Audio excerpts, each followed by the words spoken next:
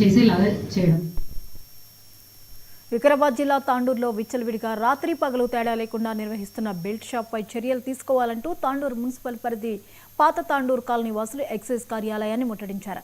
పెద్ద ఎత్తున పాత తాండూరు వాసులు ఎక్సైజ్ కార్యాలయానికి చేరుకుని నిరసన వ్యక్తం చేశారు.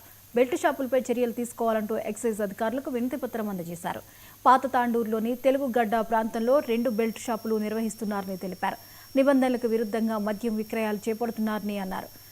యువకులు పెద్దలు మద్యానికి బానిసలవుతున్నారని మండిపడ్డారు. మద్యం విక్రయాల వల్ల పలు కుటుంబాలు రోడ్డున పడుతున్నాయని ఆవేదన వ్యక్తం చేశారు.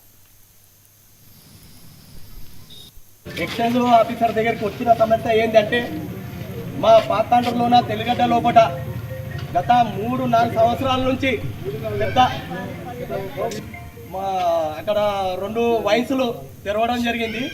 వైన్సుల సంతులే గిసంతులే ఏం లే, ఖాళీ కిరాణ్ దుకాణంలో ఇంకో దుకాణంలో కిరాయి పెట్టుకొని మందు వైన్స్ చాయ్ హోటల్ కిరాణ్ దుకాణం ఒకటి, ఇంకోటి పక్కల కల్ దుకాణం పక్కల ఇంకో వైన్స్ గౌడు ఇద్దరు కలిసి అమ్ముతున్న ఏళ్ళ సంధి.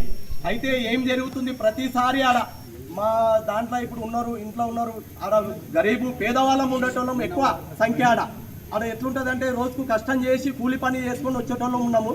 ఆ చేసుకొని వచ్చే పైసల కాడికి వెళ్ళి ఇంట్లో అన్నం పెట్టడానికి సరిగా లేకుండా అవుతున్నది. మందు ఆడ ఇచ్చేసి ఆ పైసలు మొత్తం ఆడ మందుకే ఖర్చు పెట్టడం జరుగుతుంది. ఆ ఖర్చు పెట్టడం ఎందుకు జరుగుతుంది అంటే అదే వైన్స్ ఉంటే దూరం ఉంటుంది, పోగలరు, ఎవరు పోలేరు.